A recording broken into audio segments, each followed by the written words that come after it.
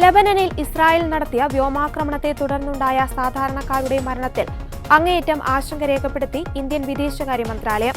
വെള്ളിയാഴ്ച പുറത്തുവന്ന റിപ്പോർട്ടുകൾ പ്രകാരം ഇസ്രായേൽ ആക്രമണത്തിൽ 300-ലധികം ആളുകൾ കൊല്ലപ്പെട്ടതായി ലെബനൻ ആരോഗ്യ മന്ത്രാലയം അറിയിച്ചു. സാധാരണക്കാരുടെ സംരക്ഷണത്തിനായിരിക്കണം പ്രഥമ പരിഗണനയെന്ന് വിദേശകാര്യ മന്ത്രാലയ വക്താവ് രൺധീർ ജയ്സ്വാൾ വ്യക്തമാക്കി. അന്താരാഷ്ട്ര നിയമങ്ങൾ പാലിക്കുന്നതും മറ്റു രാജ്യങ്ങളുടെ പരമാധികാരത്തെ ബഹുമാനിക്കുന്നതും അത്യാവശ്യമാണെന്നും മന്ത്രാലയം കൂട്ടിച്ചേർത്തു. ലെബനനിലെ സമാധാനത്തിനും സുരക്ഷയ്ക്കുമായി പ്രവർത്തിക്കുന്ന ഐക്യരാഷ്ട്രസഭയുടെ ഇടക്കാല സേനയായ യുനിഫിലിലേക്ക് സൈന്യത്തെ നൽകുന്ന ഒരു രാജ്യമെന്ന നിലയിൽ നിലവിലെ സംഭവവികാസങ്ങൾ വളരെ അസ്വസ്ഥത ഉണ്ടാക്കുന്നതാണെന്ന് രൺധീർ ജയ്സ്വാൾ പറഞ്ഞു.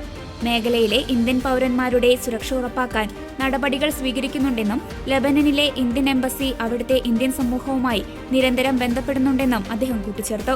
ഫെബ്രുവരി അവസാനത്തിൽ ഇറാൻ പരമോന്നത നേതാവ് ആയത്തുള്ള അലി ഖമേനി വ്യോമാക്രമണത്തിൽ കൊല്ലപ്പെട്ടതോടെയാണ് ഹിസ്ബുള്ള ഇസ്രായേൽ പോര് തുടങ്ങുന്നതും ലെബനൻ ഈ യുദ്ധത്തിലേക്ക് വലിച്ചിഴക്കപ്പെട്ടതും. ഇസ്രായേലും ലെബനനും തമ്മിലുള്ള ചർച്ചകൾ അടുത്ത ആഴ്ച വാഷിംഗ്ടണിൽ ആരംഭിക്കുമെന്ന് പ്രതീക്ഷിക്കുന്നു. ഹിസ്ബുള്ളയെ നിരായുധരാക്കുന്നതിനായി ലെബനനുമായി നേരിട്ടുള്ള ചർച്ചകൾ വേണമെന്ന് ഇസ്രായേൽ പ്രധാനമന്ത്രി ബെഞ്ചമിൻ നെതന്യാഹു ആവശ്യപ്പെട്ടിട്ടുണ്ട്.